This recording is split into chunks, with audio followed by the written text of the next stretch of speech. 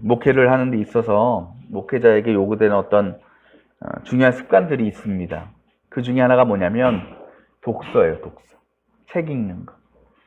아무래도 목회자는 설교문을 작성하고 또 그것을 말로 표현하는 직업을 가지고 있다 보니까 그 쓰는 기술, 말하는 기술을 개발시키려면 책을 읽는 것만큼 좋은 것이 없습니다. 또 목회자는 신학책만 읽는 게 아니에요.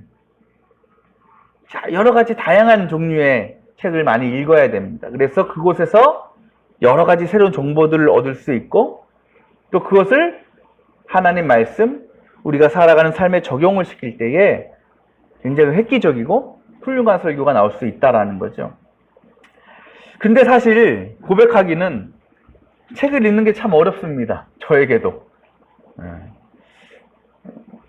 참 나름 할 일이 있다 보니까 책 읽는데 좀 소홀해지더라고요. 시간이 없다라는 이유로, 다른 할 일이 많다라는 이유로 책 읽는 것을 좀 뒤로 하게 됩니다. 그러다 보니까 점점 책을 멀리 하게 되고 부끄럽지만 1년에 많아야 2-3권 읽을 때도 있습니다. 사실 우리가 삶 가운데 행하는 수많은 결단과 다짐들 같은 것들이 때로는 좋은 결과를 맺지 못할 때가 많지요. 왜 그럴까요? 우린 누구나 내가 가지고 있는 소망이 있어요. 비전이 있어요. 그것을 처음 세울 때는 어때요, 마음에? 다 이룬 것 같아요. 얼마나 자신감이 넘치고 또 열정이 넘치는지 모릅니다. 하지만 시간이 지나서 지난 시간을 되돌아보면 이루겨 가기는커녕 제대로 시작도 하지 못한 우리의 모습을 발견할 때가 참 많이 있다라는 겁니다. 우리의 신앙도 마찬가지 아닐까요? 우리가 하나님의 자녀요, 성도요, 그리스도인으로서 여러분 각자 바라고 원하는 신앙의 열매들이 있을 겁니다. 기도의 응답을 바라는 것들이 있을 거예요. 그리고 여러분 가운데 많은 분들은 또 올 한 해를 시작하면서 주님, 내가 순종하겠습니다. 주님과 동행하는 삶을 살겠습니다. 라고 결단하시기도 하셨을 것입니다. 하지만 우리는 금세 그 결단을 잊어버리고 자신의 신앙을 세우고 믿음을 지키는 일에 소홀해진다라는 거죠. 다들 저마다 이유가 있습니다. 또 삶에서 만나는 여러 가지 상황과 여건들이 우리를 예수를 만나는 일에, 순종하며 살아가는 일에 방해가 되기도 합니다. 그런데 정말 그것뿐일까? 정말 우리가 주님 앞에 세운 결단을 지키지 못하고 주님과 동행하는 삶을 살지 못하는 것이 그런 우리의 외부적인 환경과 상황 때문만일까라는 거죠. 오늘 말씀을 보면 예수님께서 누구를 제자로 삼으셨냐면 빌립이라는 사람을 제자로 삼고 계십니다. 말씀에도 나와 있지만 빌립은 어떤 사람이냐? 이미 예수님의 앞선 제자가 된 어부였던 베드로, 안드레 형제와 같은 고향 사람이었어요. 예수님께서 베드로와 안드레에게 그러셨던 것처럼 빌립에게도 말씀을 전하시고 그를 제자로 부르셨습니다. 그때 빌립은 이분이 하나님의 아들이구나, 구세주라는 것을 믿게 되었고 예수님을 기꺼이 따르게 되었습니다. 제자가 된 거죠. 다른 제자들도 그랬지만 빌립도 자신이 예수님의 제자가 된 것, 하나님의 아들을 따르게 된 것에 대해서 너무 기쁘고 너무 감사했습니다. 보통 우리가 살면서 좋은 일을 만날 때 혹은 뭔가 대단하고 위대한 사람하고 친분을 맺게 될 때에 어떤 마음이 듭니까, 여러분? 나만 알고 싶어요? 나만 간직하고 싶습니까? 아니죠. 소문내고 싶어요. 막 이야기해주고 싶어요. 또 특별히 평소 나와 가까운 사람들에게 그 소식을 전해주고 싶고 또 내가 만난 그 사람을 만나게 해주고 싶을 거예요. 빌립도 마찬가지였어요. 빌립도요, 자신이 하나님의 아들을 만나고 또 제자가 됐다는 것을 너무 기뻐했어요. 그래서 그것을 누구에게 소개해주고 싶어요. 그게 누구냐? 오늘 말씀에 등장하는 바로 친구였던 나다나엘이라는 사람이었습니다. 그래서 그는 바로 나다나엘에게 달려가서 이 기쁜 소식을 전한 거예요. 45절에 이렇게 얘기하죠. 모세가 율법책에 기록하였고 예언자들이 기록한 그분을 우리가 만났습니다. 구세주를 만났다라는 거예요. 뒤에 뭐라고 합니까? 그분은 나사렛 출신이고 요셉의 아들 예수입니다. 여러분, 빌립이 이 소식을 전하면서 어떤 반응을 기대했겠습니까? 나다나엘도 너무나 그 예수라는 사람을 만나고 싶어 할 거라고 생각했어요. 자기도 그 사실에 너무나 기뻐할 거라고 생각했어요. 근데 나다나엘의 반응이 빌립의 예상과 너무나 달랐습니다. 나다나엘이 뭐라고 얘기합니까? 46절에 나사렛에서 무슨 선한 것이 나올 수 있겠소? 이 말이 무슨 뜻일까요, 여러분? 우리가 나사렛 많이 듣잖아요. 예수님 고향. 나사렛이 어떤 곳이냐면 막 큰 도시, 대도시가 아니에요. 유대 북부 지역의 아주 조그만 시골입니다. 요즘 말로 하면 깡촌이었습니다. 때문에 이런 시골은 아무래도 대도시보다는, 도시보다는 문화적으로, 정치적으로, 경제적으로, 사회적으로 모든 면에서 뒤떨어질 수밖에 없어요. 심지어 유대 사회에서는요, 이 나사렛을 사는 사람들을 가르쳐서 워낙 작은 동네니까, 아유, 저 사람들은, 나사렛도 유대인들이 사는 곳 아니겠어요? 그럼에도 불구하고 유대인들은, 에휴, 저 유대인도 아니야. 왜? 너무 시골이다 보니까. 그렇게 생각할 정도로 그렇게 작은 곳이었다. 그러니까 그런 곳에서 어떤 위대한 인물이나 이런 사람들이 태어날 생각을 사람들은 못하라는 거예요. 그러니까 나다나엘도 마찬가지였어요. 아니, 어떻게 하나님의 아들이라는 사람이, 구세주라는 존재가 그런 시골 나사렛에서 태어났느냐? 도저히 믿을 수 없다라는 거예요. 아마 빌립은요, 이 나다나엘의 반응에 실망했을 겁니다.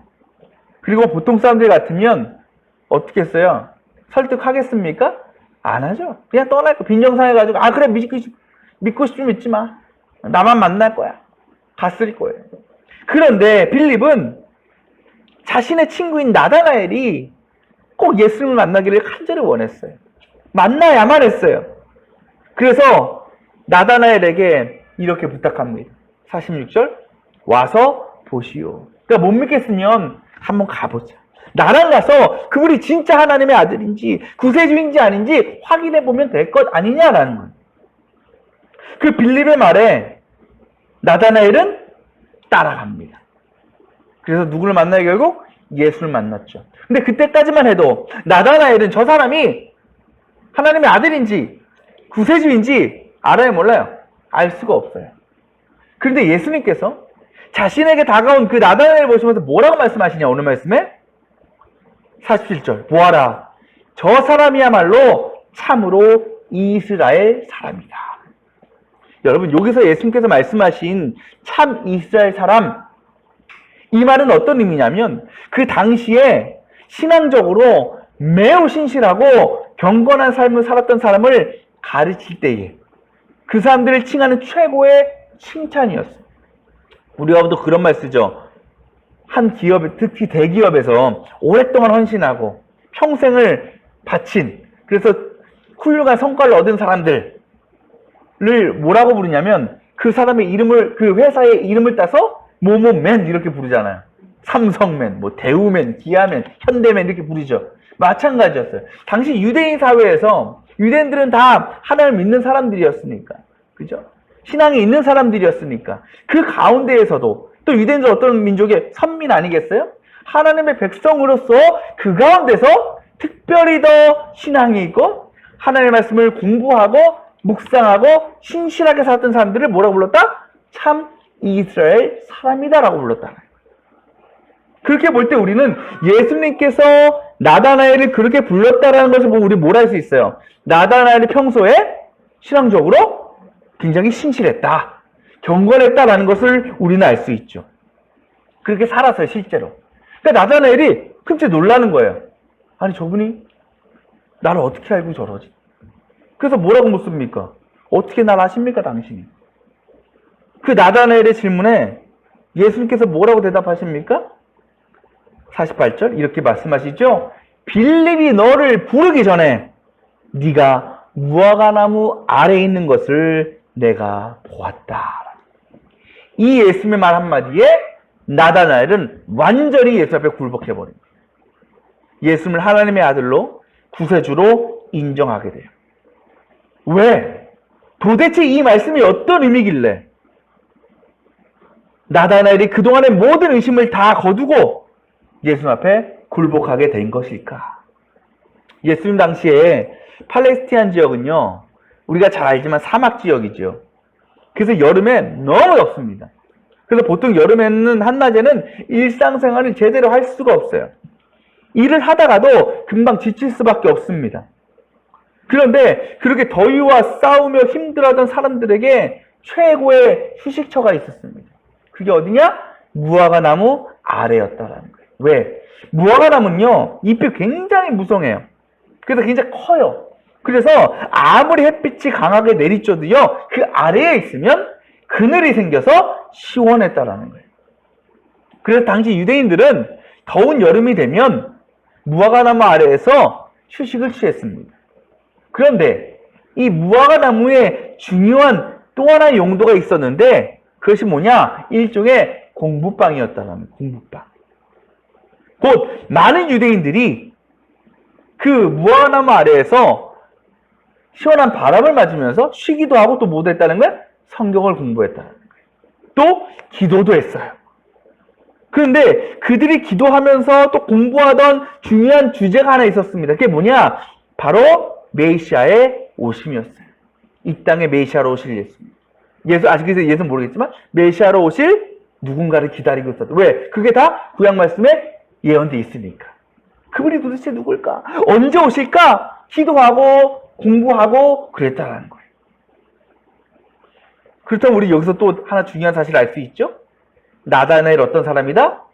평소에도 예수님의 오심을 간절히 기다리면서 하나님의 말씀을 묵상하고 또 그 일을 위해서 열심히 기도하며 살았던 사람이었다라는 거예요. 나다나엘은요, 저 처음 보는 저 사람이, 저 예수라는 사람이 그 자신의 모든 이전의 삶을 다 알고 있는 것을 깨달았을 때에 예수님 앞에서 저분이 하나님의 아들이라는 것을 고백하지 않을 수가 없었다라는 거예요. 하나님의 아들이 아니면 도저히 그것을 알 수가 없다라는 거죠. 그렇게 그는 자신의 평생 소원이었던 구세주를 만나는 영광을, 꿈을 이루게 되었다라는 거죠. 여러분, 오늘 말씀의 나다나엘은요, 참 행복한 사람이에요. 왜? 오랫동안 소망하고 꿈꾸던 일을 이루었기 때문에. 그런데 여러분, 이 나다나엘의 꿈이, 소망이 쉽게 이루어졌어요? 그렇지 않아요. 그 가운데 여러 가지 문제점들, 걸림돌들이 있었습니다. 먼저 어떤 것이 있었을까요? 바로 그가 메시아의 오심을 기다리면서 오랫동안 기도하며 쏟아부었던 시간과 노력이 있었을 거예요. 그런데도 그 기도가 응답될 만한 어떤 여지나 상황이 생기지 않습니다. 그것도 친구 빌립을 통해서 메시아가 오셨다는 소식을 듣게 되는데, 그분이 어디 출신? 나사렛 출신이라는 이 믿을 수 없는 이야기를 듣게 된 거예요. 하지만 나다나엘의 믿음의 위대함이 어디서 나오냐? 도저히 믿을 수 없는 상황이었지만 나다나엘은요, 빌립의 말 한마디, 가서 한번 보자. 그 말 한마디를 놓치지 않고 그를 따라갔다라는 거예요. 우리는 나다나엘의 이 모든 과정과 상황을 보면서 발견할 수 있는 중요한 사실이 하나 있습니다. 그것은 뭘까요? 바로 나다나엘은 이미 예수님을 만날 준비가 되어 있던 사람이었다는 거죠. 그 준비가 시작된 곳이 어딜까요? 무화과나무 아래였다. 말씀드렸다시피 이 나다나엘에게 무화과나무는요, 메시아의 오심을 준비하고 기다리는 장소였습니다. 그는 그곳에서 자신이 이 땅에 오실 메시아를 반드시 만날 거다라는 소망을 붙들고 그를 위해서 기도하고 늘 말씀을 묵상하였습니다. 그 소망과 그 간절함이 그를 끝까지 그 일을 위해서 자신의 삶과 자신의 신앙을 내어드릴 수 있게 한 것이고요. 또 빌립의 구세주가 나사렛 출신이라는 그 믿을 수 없는 말에 처음엔 의심하였지만 그럼에도 함께 가보자라는 요청에 거부하지 않고 따라갈 수 있게 만들었다라는 겁니다. 저는 서론에서 목회자의 어떤 독서의 필요성, 또 그것을 알면서도 지키지 못하는 저의 부끄러운 모습을 말씀드렸습니다. 근데 여러분 놀라운 사실 하나 말씀드릴까요? 그런 제가 이미 지난주에 책을 한 권 읽었습니다. 다 읽었어요. 어떻게 된 일일까? 제가 요즘 목 디스크 때문에 병원을 다닙니다. 근데 처음에 동네 다니다가 저희 어머니가 반포동에 이제 저 외삼촌 친구분이 하시는 병원이 있어가지고 거기를 소개해줘가지고 이제 며칠 전부터 거기를 다니고 있어요. 일주일에 3번 정도 갑니다. 이제 사평역 쪽에 있는 건데. 근데 지난주에 보통 월수금 이렇게 가는데 월요일날 이제 병원 가려고 집을 나서는 순간에 문득 어떤 생각이 드냐? 아, 내가 지하철 타고 왔다 갔다 하는 그 시간에 책을 읽어보면 어떨까라는 생각이 드는 거예요. 그 생각이 떠오르자마자 저는 이제 방에 가서 평소에 읽고 싶었던 책을 하나 골라서 집을 나섰습니다. 그렇게 오고 가는 동안 책을 읽었어요. 40분 걸립니다. 가는데 20분, 오는데 20분. 걸어가면서 읽을 수 없으니까 이제 지하철에서만. 그 40분을 읽으니까 100페이지를 읽는 거예요. 따져보니까 일주일에 3번 가잖아요. 그 책이 300페이지가 좀 넘거든요. 다 읽었어. 금요일에. 도착해보니까 다 읽은 거예요. 그동안 1년에 한두 권 읽는 게 힘들었던 제가 일주일에 그냥 읽어버린 거예요. 그때 어떤 생각 들었을까요? 야, 책 읽는 게 이렇게 쉬웠다니. 이렇게 쉬운 일이었다니. 여러분, 어떻게 제가 그 월요일 그 아침에 병원을 가려고 딱 나서는 순간에 지하철에서 책을 한번 읽어볼까? 어떻게 그렇게 생각하고 또 그렇게 할 수 있었을까요? 저는 그렇게 생각해요. 아마도 제 안에 늘 그거에 대해 생각을 갖고 있었던 거야. 책을 좀 읽어야 되는데. 목회 잘하려면 책 많이 읽어야지. 어떻게 하면 책을 좀 많이 읽을 수 있을까? 꾸준히 읽을 수 있을까? 그런 생각과 마음이 이미 잠재되어 있는 거예요. 그리고 그 마음과 생각이 그때에 나에게 책을 읽을 수 있는 방법과 환경을 딱 떠오를 수 있도록 저를 이끌어 갔다라고 저는 생각한다라는 거예요. 그래요. 우리의 인생은요. 우리가 무엇을 생각하느냐에 따라서 움직이게 되어 있어요. 그래서 그것에 따라서 결정되게 되어 있습니다. 우리의 신앙도 그래요. 왜 우리가 주님 앞에 세웠던 처음의 결단과 다짐을 왜 지키지 못해요? 그래서 왜 우리가 우리의 삶에 하나님의 은혜가 경험되지 못하고 신앙의 열매를 맺지 못하는 것입니까? 우리의 상황과 환경 때문일까요? 시간이 없고 바빠서일까요? 아니에요. 가장 중요한 문제는 우리의 마음과 우리의 생각이 그 일과 동떨어져 있기 때문에 그래요. 하나님과 멀어져 있기 때문에 그래요. 그런 우리에게 반드시 필요한 장소가 있어요. 그것이 어딜까? 무화과나무 아래라는 거죠. 나다나엘은요, 늘 주님을 만나기를 간절히 원했어요. 또 기다렸어요. 기도했어요. 어디서? 무화과나무 아래. 나다나엘에게 그 무화과나무와 같은 그런 곳이, 그런 장소와 그런 시간들이 우리에게 반드시 필요하다는 거예요. 그래서 우리는 그곳에서 우리의 신앙을 세워갈 수 있어야 되고, 또 주님께서 행하실 놀라운 일들, 주님의 뜻 가운데 계획한 우리의 소망과 바람들을 위해서 기도할 수 있어야 되는 겁니다. 그런 주님은 우리를 기억하고 계셔요. 또 그 가운데 믿음의 열매를 반드시 거두게 하실 거라는 거예요. 바로 주님께서 나다나엘을 만나주심으로 나다나엘이 오랜 꿈과 소망을 이룬 것처럼. 하지만 주님의 은혜는요, 거기서 끝나는 것이 아니에요. 우리가 원하는 것을 얻었다고 끝나는 것이 아닙니다. 오늘 말씀에 주님은 나다나엘에게 분명히 말씀하시죠. 50절. 네가 무화과나무 아래 있을 때 내가 너를 보았다고 해서 믿느냐? 이것보다 더 큰 일을 네가 볼 것이다. 주님이 준비하시고 계신 건 더 큰 일, 더 놀라운 일이라는 거예요. 여러분, 지금 오늘 말씀 이 순간은요, 나다나엘의 꿈이 이루어질 순간이에요. 이제는 그에게 어찌 보면 더 이상 바랄 게 없습니다. 더 놀라울 일도 없을 거예요. 하지만 주님은 나다나엘에게 이때와는 비교할 수 없는 더 크고 놀라운 은혜를 약속하셨어요. 그리고 실제로 이후 나다나엘은 예수님의 제자가 되었고, 예수님께서 죽으시고 3일 만에 부활하셨을 때에 다베라 지역에 처음 나타나셨을 때에 주님을 처음 목격한 주인공이 되었다라는 거예요. 그 이후에도 그는 평생 주님의 사도로 살면서 주님을 위하여 복음 전하다가 순교당하는 위대한 인생을 살았다라는 거죠. 혹시 여러분의 삶 가운데 얼마나 주님을 생각하며 살아가고 있습니까? 얼마나 주님을 바라보고 살아가고 있습니까? 날마다 주님을 만나길 원하고 또 그 가운데 주님이 주신 은혜에 대한 간절함이 있습니까? 혹시 그 일을 위해서 아무것도 하지 않으면서 내 신앙이 바로 서길 원하고 내 기도가 응답되길 원하고 무작정 하나님의 은혜와 복을 누리려고 하지는 않습니까? 분명한 것은 주님은요, 우리를 거저 만나 주시지 않아요.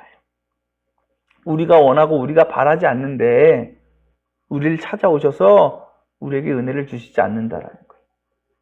주님은요, 무화과 나무 아래 그 나다나엘처럼 언제나 그 마음에 주님을 생각하는 사람, 주님을 기다리는 사람, 또 기도하는 그 주님의 자녀들을 만나주시고 축복하시고 응답해 주시는 것입니다.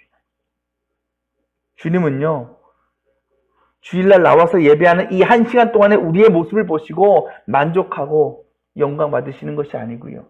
오히려 우리가 세상으로 돌아갔을 때에 우리의 일상의 삶 가운데 행하는 우리의 신앙의 모습, 그 가운데 우리가 얼마나 거룩하게 살아가느냐, 얼마나 주님을 위해서 살아가느냐, 주님을 생각하며 살아가느냐, 얼마나 주의 마음을 품고 우리가 살아가느냐, 주님은 그 모습을 더 원하시고 지켜보신다라는 겁니다. 그때 우리는 우리가 원하고 바라는 응답을 넘어서는 주님의 크고 놀라운 은혜와 복으로 우리의 삶을 채워주실 줄 믿습니다. 우리 모든 성도들이 다 그 은혜의 주인공들이 되시기를 바랍니다.